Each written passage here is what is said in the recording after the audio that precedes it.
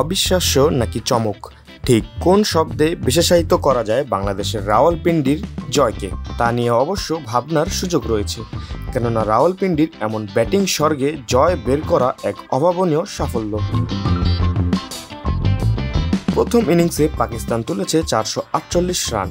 এমন রানের পাহাড় গড়েও হারতে হয়েছে দলটিকে, যা রাওয়ালপিন্ডির মতো পুরোদস্তুর ব্যাটিং উইকেটে এবারই প্রথম।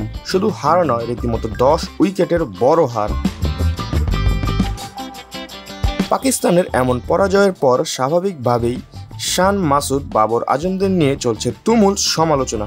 তবে ব্যতিক্রম বাংলাদেশ। সাবেক পাকিস্তানি ক্রিকেটার থেকে শুরু করে ধারাভাষ্যকার ও সাবেক কোচদের মুখে বাংলাদেশকে নিয়ে ফুটছে প্রশংসার ফোয়ারা।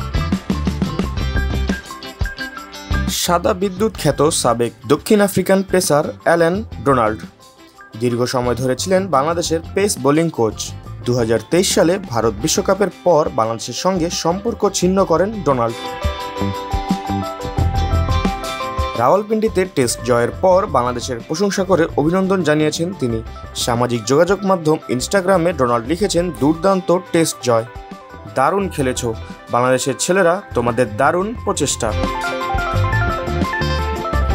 শুধু ডোনাল্ড নয়, সাবেক পাকিস্তানিদের কণ্ঠেও ঝরেছে প্রশংসা। সামাজিক যোগাযোগ মাধ্যম এক্স অ্যাকাউন্টে পাকিস্তানের সাবেক অধিনায়ক শহীদ আফ্রিদি বাংলাদেশের জয় নিয়ে লিখেছেন, টেস্ট ম্যাচ জুড়ে যে ব্র্যান্ডের ক্রিকেট বাংলাদেশ খেলেছে সেটার কৃতিত্ব তাদের দিতেই হবে। একই সঙ্গে তিনি ওই পোস্টে পাকিস্তানের টেস্ট হারের কঠোর সমালোচনা করেন। রাওয়ালপিন্ডিতে বাংলাদেশের পারফর্ম করা নিয়ে সংশয় ছিল বিখ্যাত ধারাভাষ্যকার ও সাবেক পিসিবি চেয়ারম্যান রমিজ রাজার।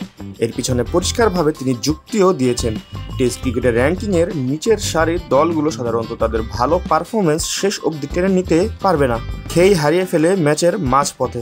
তবে রমিজ রাজার ধারণাকে ভুল প্রমাণ করেছে বাংলাদেশ, তাই বাংলাদেশকে নিয়ে প্রশংসা করেছেন তিনি। নিজের ইউটিউব চ্যানেলে রমিজ রাজা বলেন, জয়ের কৃতিত্ব বাংলাদেশের। বাংলাদেশ 5 দিনই ভালো পারফরমেন্স করতে পারবে কিনা একটা প্রশ্ন ছিল, কিন্তু বাংলাদেশ দেখিয়ে দিয়েছে যে তারা টেম্পারমেন্টের দিক থেকেও শক্তিশালী ছিল এবং প্রথমবারের মতো পাকিস্তানকে পাকিস্তানের মাটিতেই টেস্টে হারালো। বর্তমান পিসিবি চেয়ারম্যান মহসিন নাকভিও প্রশংসা করতে ভুলেননি। ম্যাচ শেষ হওয়ার পর সামাজিক যোগাযোগ মাধ্যম এক্স অ্যাকাউন্টে একটি পোস্ট দেন তিনি। সেখানে বাংলাদেশকে অভিনন্দন জানিয়ে তিনি লিখেছেন, বাংলাদেশ ক্রিকেট দল চমৎকার খেলেছে, ম্যাচের পুরোটা সময় অটল থেকেছে।